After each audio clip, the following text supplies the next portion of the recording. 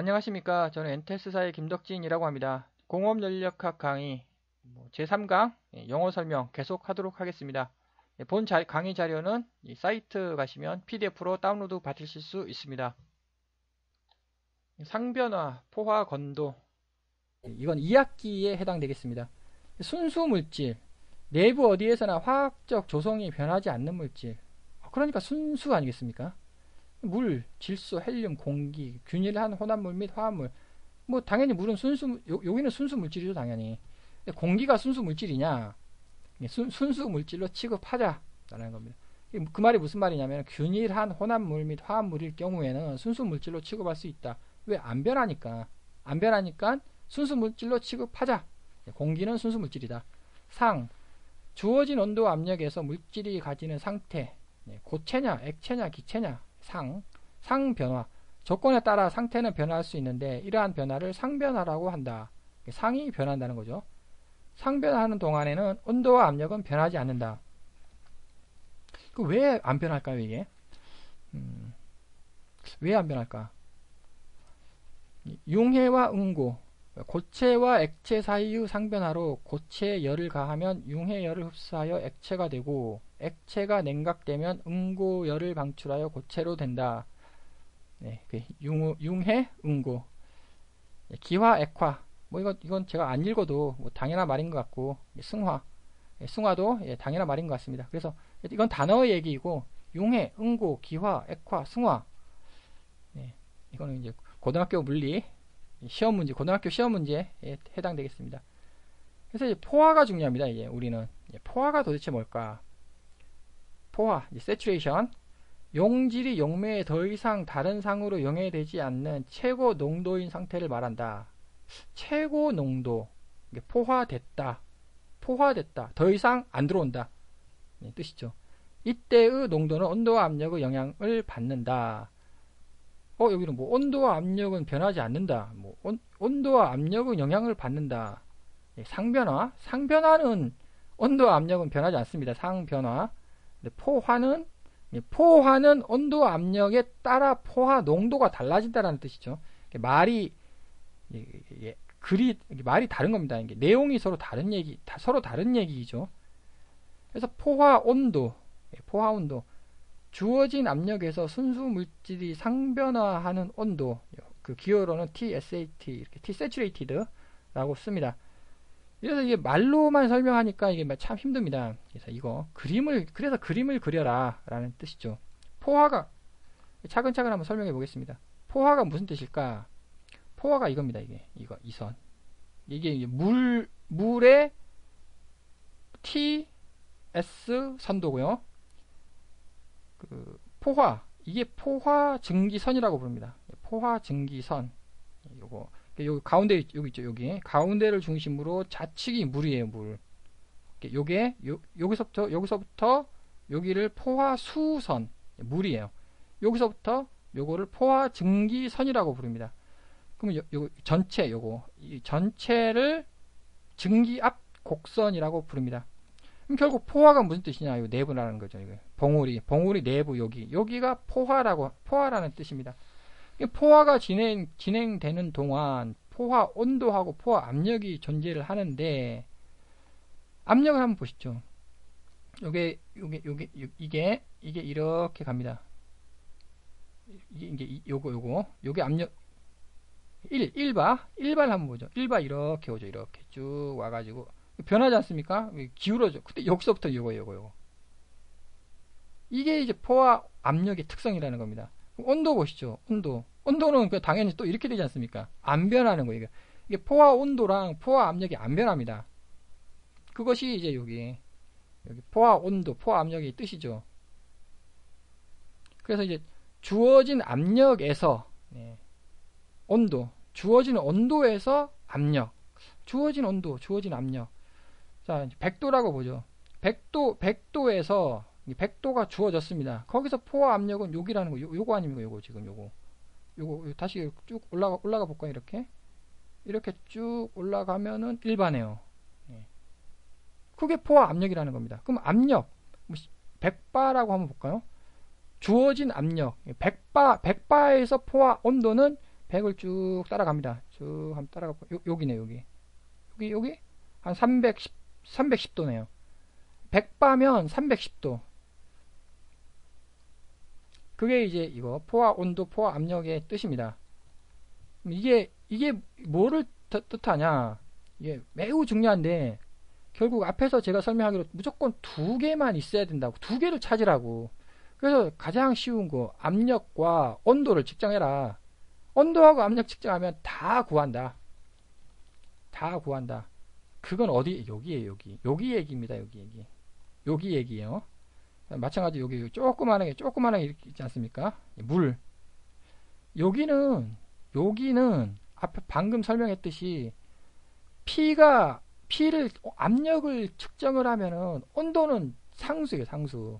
그럼 온도를 측정을 하면 압력이 상수가 돼 버립니다. 그래서 내가 온도하고 압력을 측정을 했습니다. 그럼 그게 두 개 측정해, 한 개 측정한 거라는 거죠, 이게. 한 개밖에 안 된다는 겁니다, 이게. 그러면은 또 문제가 있겠죠. 내가 만약에 한 개라면 내가 압력을 측정해야 되나 온도를 측정해야 되나? 당연히 압력을 측정해야죠. 왜냐하면 압력 센서가 훨씬 더 안정적이고 정확하다. 온도는 오차가 좀 발생된다. 그래서 압력을 측정해라. 압력을 측정하면은 온도가 튀어나온다라는 거죠. 그러면 두 개를 측정해야 되는데 그게 바로 건도라는 겁니다. 그래서 이거 매우 중요하다. 내가 압력을 측정하면은 온도는 튀어나오는 거야, 이게. 내가 온도를 측정하면 압력이 튀어나오는 거다. 결국 한 개라는 겁니다, 이게. 한 개밖에 안 된다. 포화 온도와 포화 압력은 서로 비례한다. 온도가 높으면 포화 온도가 높으면 포화 압력은 높습니다. 서로 비례한다. P와 T 둘 중 하나만 측정해라. P가 더 정확히 측정된다. 그러면은 이게 X 건도가 또 핵심입니다. 그래서 먼저 인계점부터 포화액 상태와 포화 증기 상태가 일치하는 점. 여기라는 꼭대기 여기. 여기서부터 왼쪽은 물이에요, 물입니다, 이거는. 여기서부터 오른쪽은 증기입니다. 그럼 정확히 여기는 뭐냐? 둘 다 있다는 겁니다, 둘 다. 공존한다. 이것을 임계점 위. 그럼 여기는 뭐냐? 모르겠습니다, 뭔지를. 여기는 증기입니다. 여기는 물입니다. 여기는 포화입니다. 여기는 임계점입니다. 임계점 위는 뭐냐? 글쎄, 뭘까요? 보통 보면 한 이 정도 되면 플라즈마 상태가 되는 것 같기도 한데, 네. 이거는 보다 더 많이 알고 계시는 분에게 물어봐야 될 것 같습니다. 여기는 뭐냐? 한번 질문해 보시기 바랍니다. 이게 가스도 아니고 증기도 아니에요. 증기 아니고 물도 아닙니다, 이게. 근데 450도씨밖에 안 된단 말이에요, 온도가. 이게 뭘까?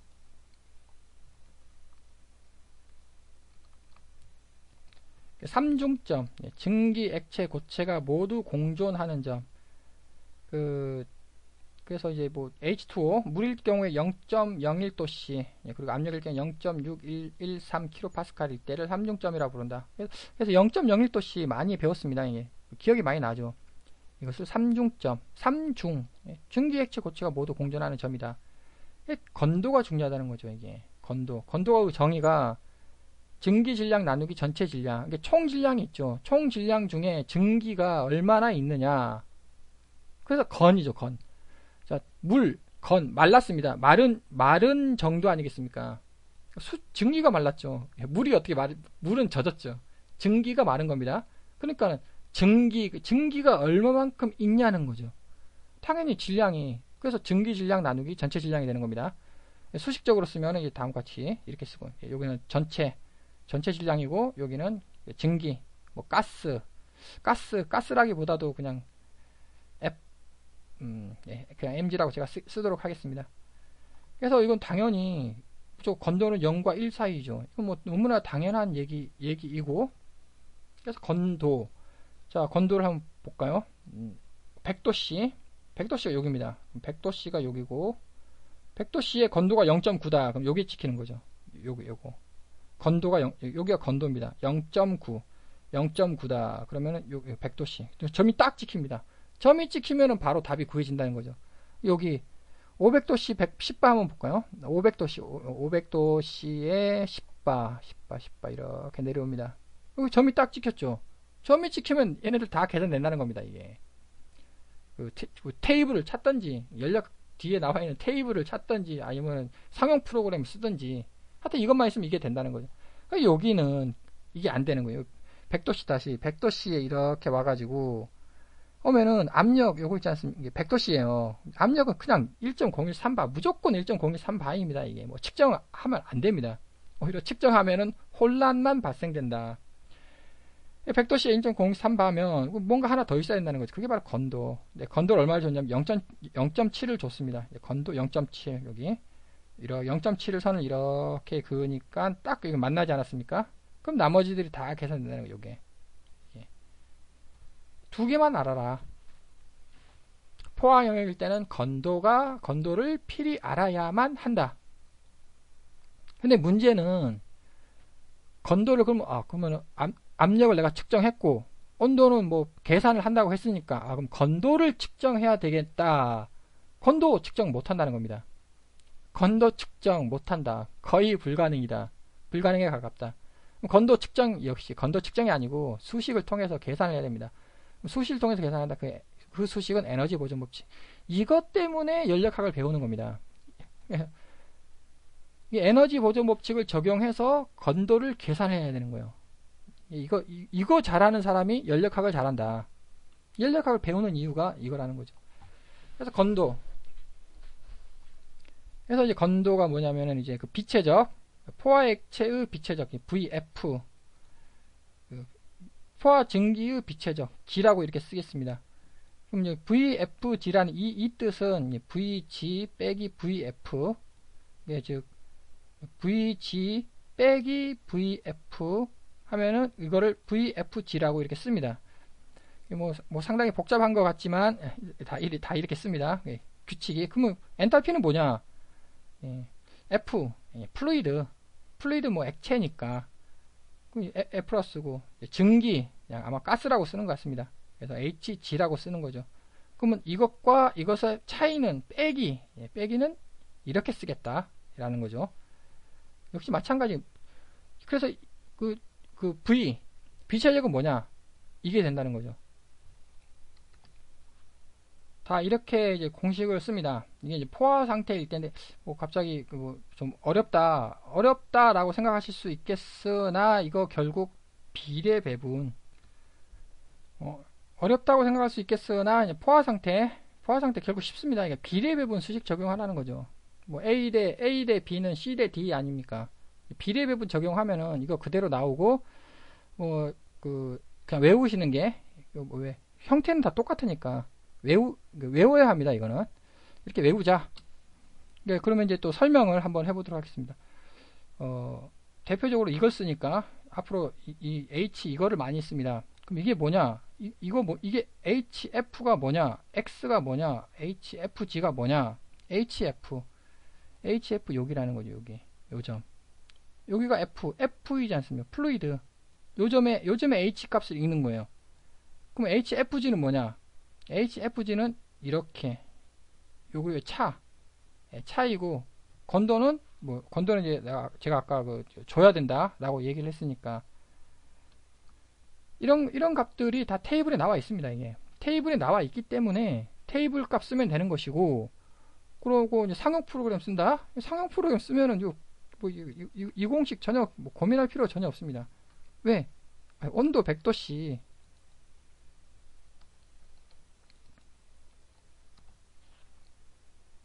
온도 100도씨 건도 0.7 주면 자동으로 다 계산을 해주기 때문에 증발자멸 주어진 온도 또는 압력하에서 단위 질량의 포화액을 기화시키는 데 필요한 에너지량 증발잠열 이거를 증발잠열이라고 부릅니다. HFG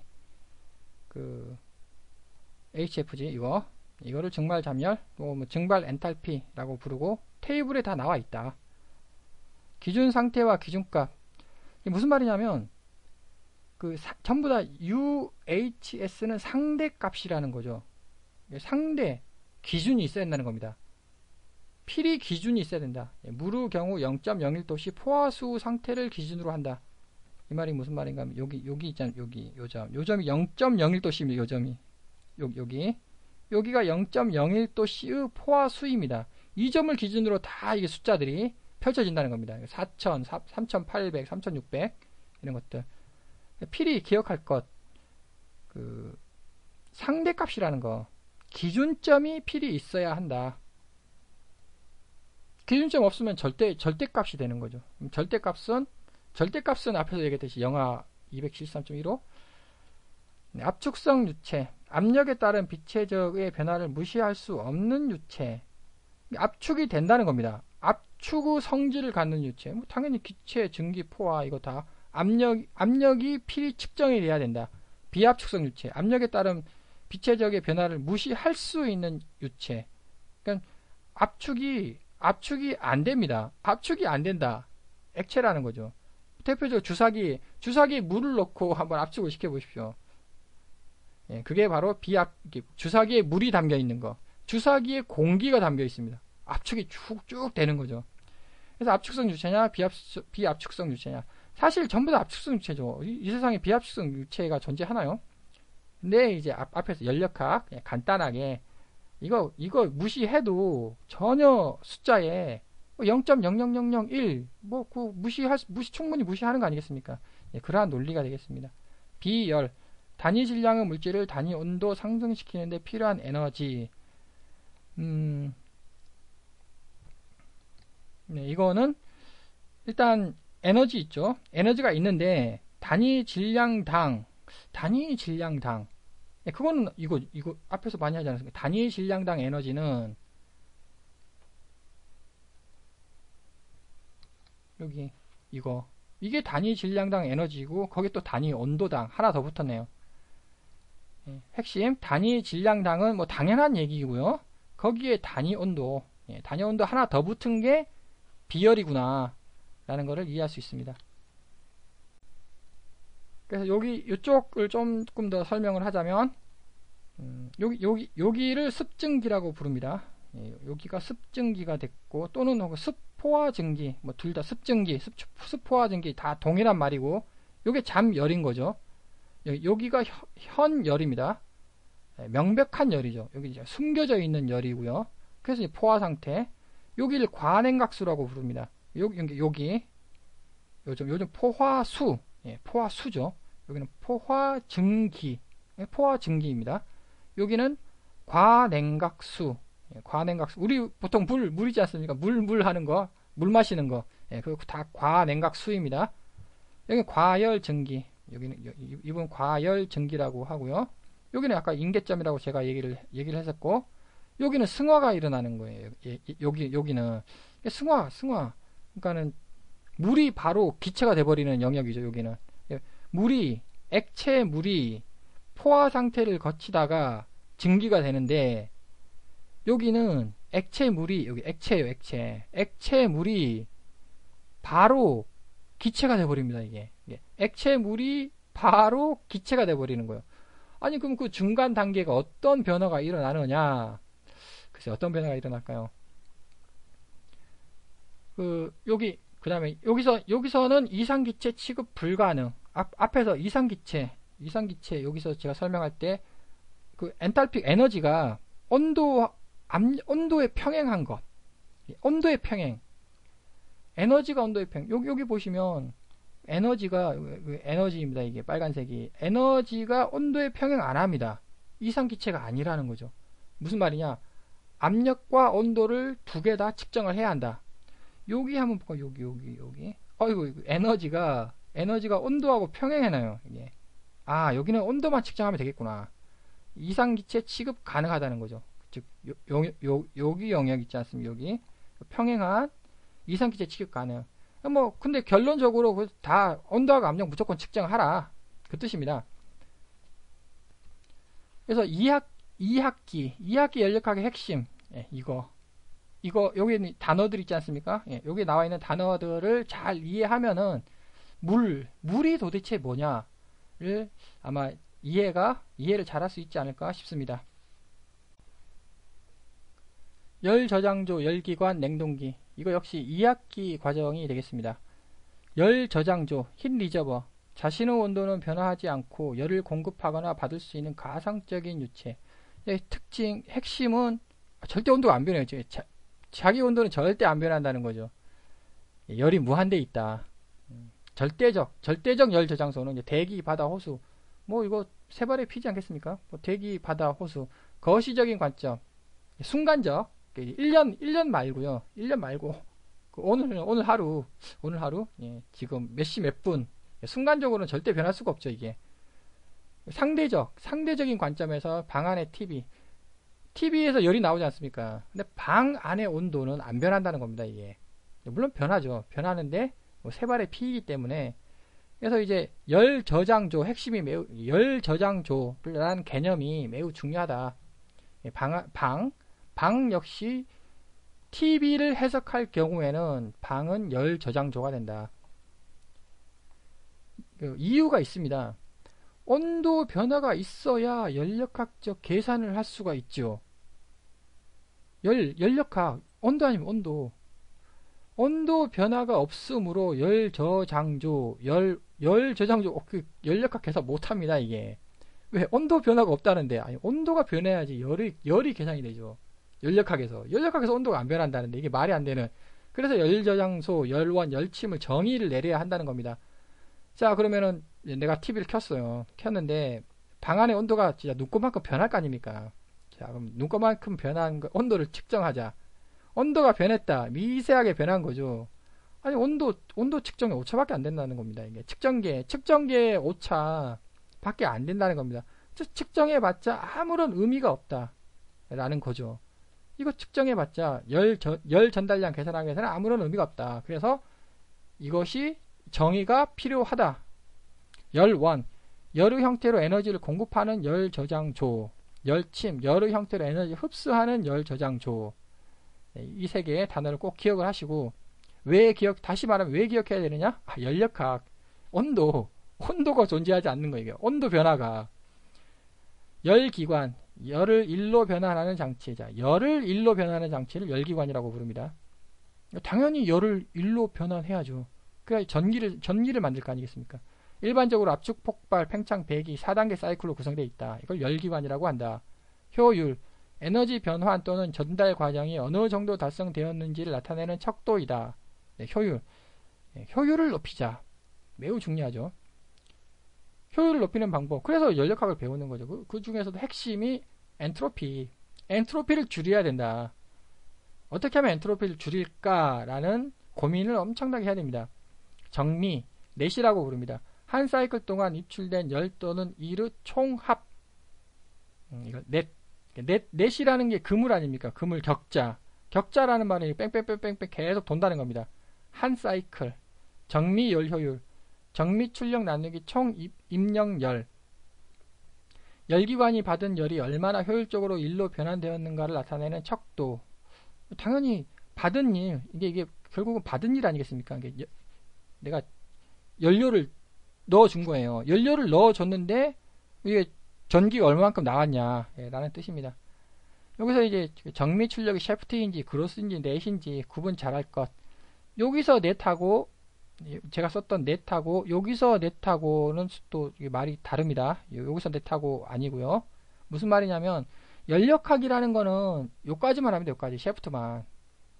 요까지만 하는 게 연력학이고, 근데 실제로는 더 있다는 거죠. 이게 더 연력학을 넘어가지고 더 즉 바운더리를 정확히 그려라. 바운더리를 정확히 그려가지고 이게 뜻이 뭔지 그건 결국 나하고 남하고 단어의 약속을 지켜야 한다.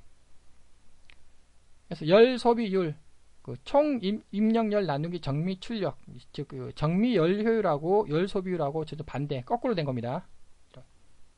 이것과 이것은 분자 분모가 나누어졌다. 1kg을 생산하기 위해 열 몇 킬로줄을 투입해야 하는가? 연소 효율. 연소 과정에서 열기관이 얻은 열량 나누기 연료 발열량의 양.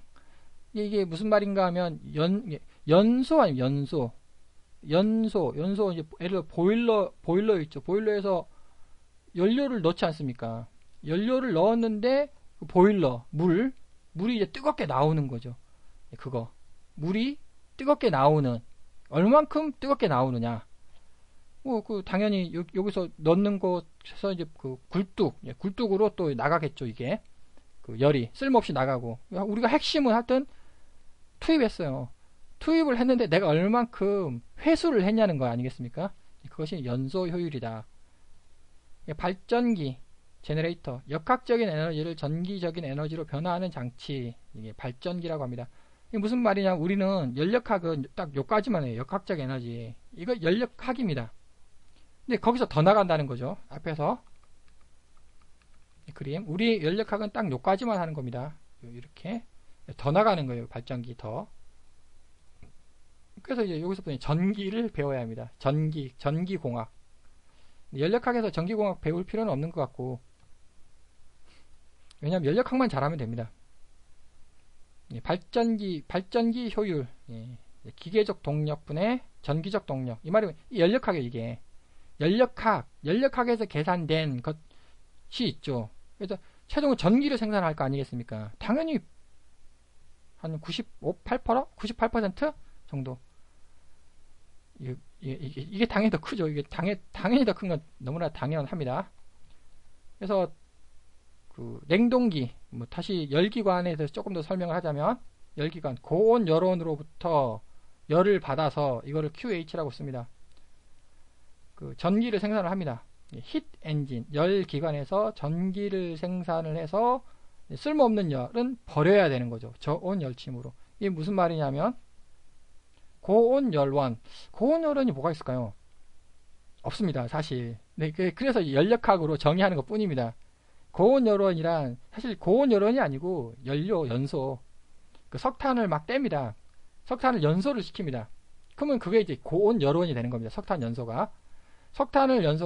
그 화석연료를 연소를 해가지고 하면은 열이 막 나오지 않습니까? 그 열을 받아가지고 전기를 생산하고 나머지 열은 버리는 거죠. 어디다가? 바다에다가, 강에다가. 바다, 강. 저온 열침 아니겠습니까? 이것이 열기관입니다. 그럼 냉동기는 또 뭐냐? 힙펌프는 뭐냐? 냉동기 힙펌프. 낮은 온도 유체로부터 높은 온도 유체로 열을 전달하기 위한 장치. 자, 열기관은 전기를 생산하는 거예요. 전기를.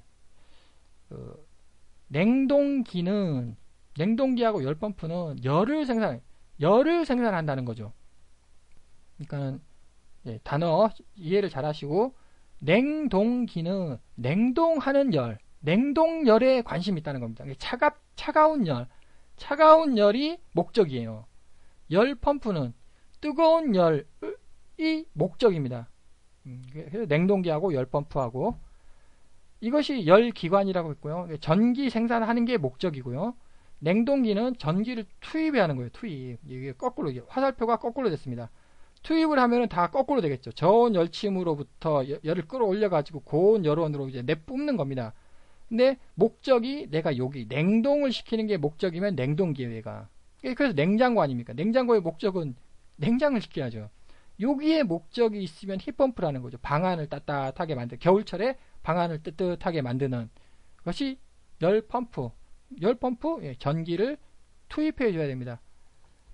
열기관, 냉동기, 열펌프. 전기 또는 폐열을 투입하여 인위적으로 열을 퍼올림. 물론 여기서 또 아이디어는 당연히 많죠. 전기를 넣을 거냐, 아니면 여기다 폐열을 넣을 거냐. 아이디어는 뭐 다양하게 있는 것이고, 목적이 냉각이면 냉동기, 여름철, 난방이면 열펌프, 겨울철. 목적에 따라 가지고 단어가 달라진다는 겁니다. 그러면 이걸 아이디어는 또, 이거는 하나 만들어 가지고, 이거 거꾸로 된 거, 이거 하나 만들어 가지고 여름철에는 냉동기로 쓰고 겨울철에는 열펌프로 쓰고. 근데 그게 거기 다 뭐 식당이나 이런 데 가면 다 이렇게 쓰죠. 냉동기하고 열펌프하고 동일하게. 냉동 사이클, 압축, 응축, 팽창, 증발, 열기관의 역 사이클. 여기서는 이제 이거의 역으로 돌리면 됩니다. 즉 이 그림을 또 거꾸로 반대로 돌리면 된다. 냉매 냉동 사이클에 사용되는 작동 유체. 앞에서 작동 유체를 배웠습니다. 특히 냉동 사이클에 적용되는 것은 냉매라고 부릅니다. 공기 조화. 공기 조화. 공기를 잘 맞춰라. 공기를 잘 맞춰라. 방 안의 공기를 잘 맞추라는 거죠. 그 방안? 실내. 건물 안에 실내의 공기를 인간의 쾌적함에 딱 맞게끔 잘 맞춰라. 그 뜻입니다. 실내 공간 내 공기의 온도, 습도, 청정도를 그 목적의 조건에 맞게 조정하여 공간 내에 균일하게 분포시키는 것이 공기조화라고 부릅니다. 유효 에너지. 이제 제가 또 다른 얘기를 좀 하겠는데, 앞에서 제가 설명했습니다. 유체가 보유한 에너지 중 기계의 힘으로 변환이 가능한 에너지, 일을 생산해낼 수 있는 에너지가 유효 에너지이고요. 무효 에너지, 유체가 보유한 에너지 중 일 생산이 불가능한 에너지. 핵심이에요. 불가능해, 불가능. 이거는 무조건 버려야만 하는 에너지입니다. 무효 에너지라고. 엑서지, 에너지를 보유한 유체가 환경 상태로 변하는 동안 얻을 수 있는 이론적인 최대 1. 이게 유효 에너지입니다. 이거 유효 에너지이고, 그럼 왜 또 누구는 또 엑서지라고 부르고 또 누구는 에너지라고, 유효 에너지라고 부르고, 이거 뭐냐? 같은 거 예, 정확히 같습니다. 단어가 한 10개 정도 됩니다. 이거 부르는 단어가 10개 정도인데, 핵심은 엑서지로 부르자라고 통일을 한 것 같습니다. 왜 엑서지로 부를 거냐? 단어가 한 개예요. 단어가 한 개인데, 얘는 단어가 두 개이지 않습니까? 그러면 available energy 단어가 두 개입니다. 이게 용어가 좀 복잡하다는 거죠. 그래서 엑서지라 부르자. 단어 한 개로 부르자. 라고 뭐 결정된 건 아니다. 결정된 건 아닙니다. 그렇게 하는 게 바람직하다라고 알려져 있다.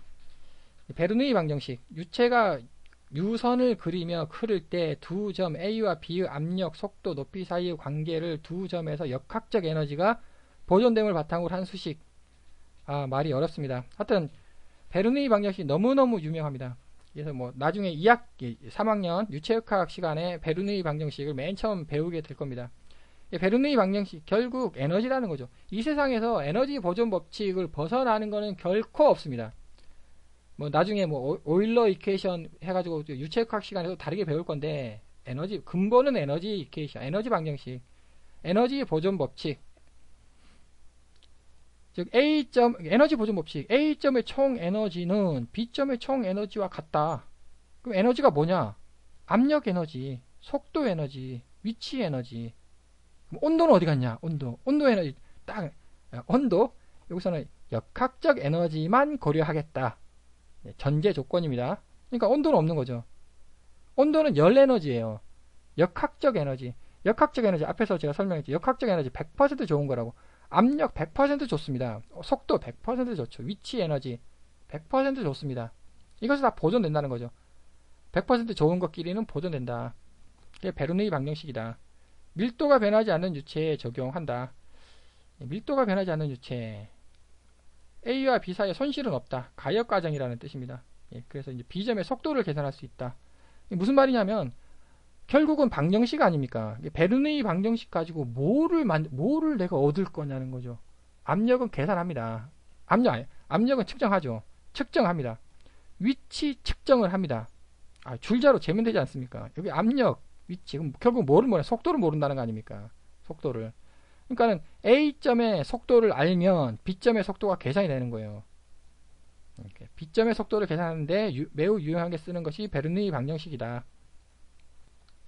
그러면 나는 온도 놓고 싶다. 예. 수정 베르누이 방정식이 되겠습니다. 예, 저기 가장 간단한 거. 이게 가장 간단한 방정식입니다. 압축 B. 압력. 압축. 최적이죠, 최적. 실린더 내에 형성되는 최대 최적과 최소 최적의 B. 이건 최적의 B입니다. 압력 B. 압축기나 터빈의 입출구 압력의 B. 당연히 압력의 B, 압력 B, 최적의 B, 압축 B. 용어를 정확히 써야 된다. 몰 성분 발열량. 이상기체가 도대체 뭘까? 한 분자의 고동이 다른 분자에 영향을 끼치지 않는 기체. 말 그대로입니다. 기체가 있죠. 이게 분자 하나가 있어요. 분자 하나에 절대 안 부딪힙니다. 절대 부딪히지 않는 기체, 그런 기체가 이 세상에 존재하지 않거든요. 이게 그래서 이상 기체이다. 예, 분자끼리 멀리 떨어져 있다라고 한번 가정을 하는 겁니다. 그래서 분자끼리 너무 멀리 떨어져 있어가지고 결코 안 부딪힌다. 예, 분자끼리 멀리, 어떻게 하면 멀리 떨어져 있을까? 고온이면 고온일수록 분자끼리 멀리 떨어져 있죠. 저압이면 저압일수록 분자끼리 멀리 떨어져 있습니다. 고온이면 고온일수록 저압일수록 이상기체에 가까워지겠구나 라는 것을 알 수 있습니다. 그러면 왜 이상기체냐? PV는 MRT, PV는 RT. 너무너무 간단하지 않습니까? 온도 측정을 하고요, 압력을 측정을 합니다. 빛의 적이 그냥 바로 계산이 되는 거예요. 그래서 이상기체 매우 중요한 겁니다. 그러면 실제 기체는 앞에서 아까요, PV는 GRT라고 제가 아까 여기다 뭐 하나 더 들어가는 거죠. 뭐 열심히 누군가 실험을 해가지고 막 엄청나게 복잡하게 계산을 해야 됩니다. 그래서 이상기체로 취급할 수 있으면 이상기체로 취급하자. 그게 계산이 간단하다. 아니면 진짜 복잡하게 계산을 하든지. 그래서 이상기체냐 아니냐에 따라 가지고 수식이 확 달라진다. 성분, 조성이 일정한 화학 종상을 구성하는 요소. 이 말이 무슨 말이냐면 성분, 공기 성분 B, 가스 성분 B, 연료 성분 B 단어가 있는데, 결국 공기 N2, O2, CO2, 아르곤, H2 이거 몇 퍼센트 있냐? N2 우리 한 79%, O2 21%라고 하는데 이제 나머지들이 이제 한 1% 정도 이렇게 차지하는 것 같습니다. 78%, 21%, 나머지 1%. 그것이 이제 공기 성분 B라는 거죠. 연료 성분 B, LNG, 내추럴 가스가 또 뭐 메탄, 에탄, 뭐 프로판 등등 그 성분 B라고 부르죠. 석탄도 있습니다. 석탄도 뭐 탄소, 황, 애쉬, 재 등등 그런 거를 성분 B라고 부른다. 몰이 도대체 뭘까? 물질의 입자수, 물질의 입자의 수.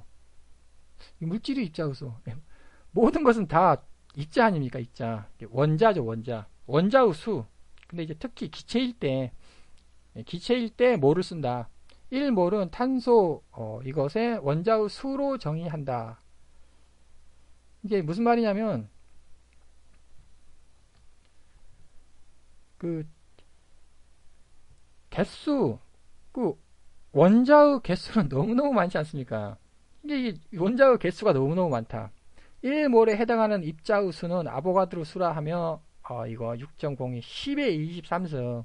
그러니까는 원자의 개수로 이걸 계산하려면 계속 10의 23승이라는 단어가 붙어가지고 천문학적인 천문학적인 숫자 아닙니까? 이렇게 쓰지 말고 이거를 1몰이라고 부르자라는 겁니다.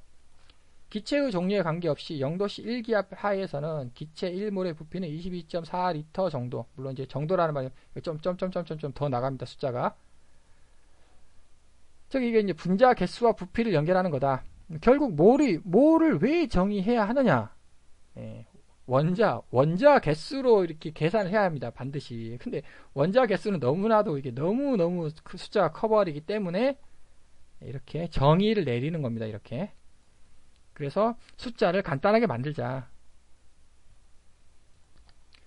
그래서 PV는 이제 N, 유니버셜 일반 가스 상수에다가 온도, 요거 N에다가 이제 몰을 넣는 거죠. 원자, 서양, 더 이상 나뉠 수 없는 이란 뜻이랍니다. 원자가. 동양, 물체의 근본이 되는 것. 이것이 원자의 뜻이다. 원자량. 원자량이라는 거는 결국 앞에서도 제가 물성치 얘기할 때도 상대 값이다. 상대치라는 거죠. 왜냐하면 결국 절대치가 존재하지 않기 때문에 상대 값이라는 겁니다.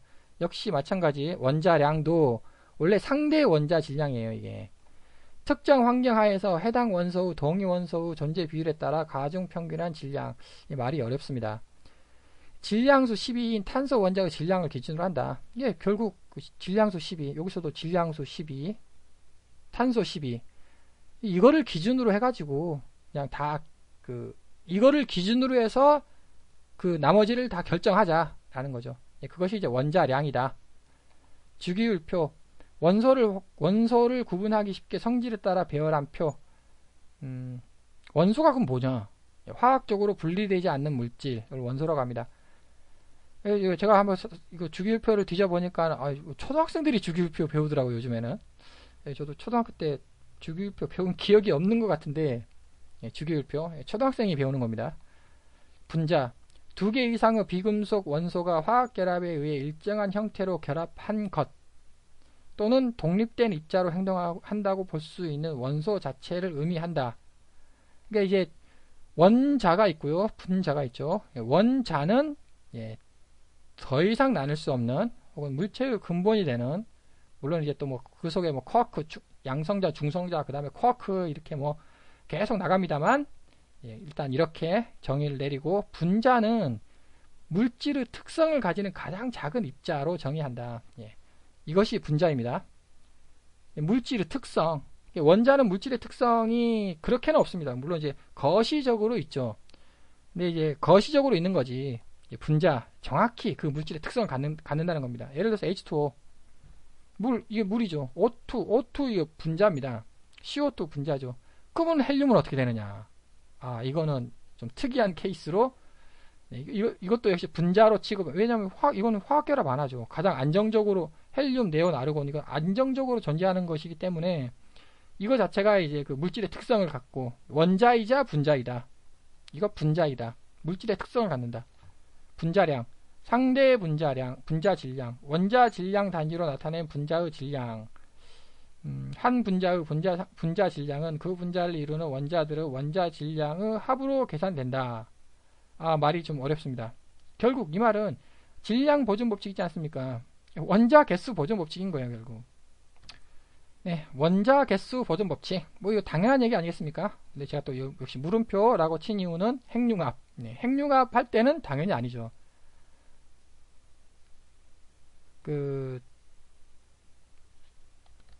우리는 이제 연력학 하는 거니까 핵융합 그런 건 안 합니다.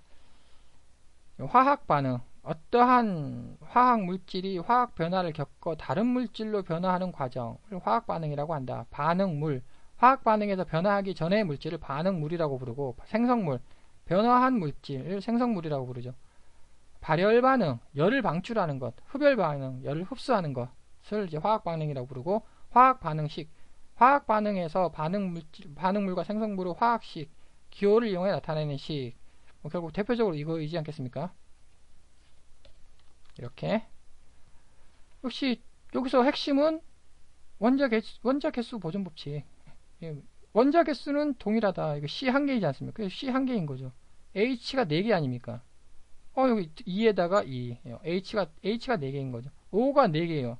O가 하나, 둘, 셋.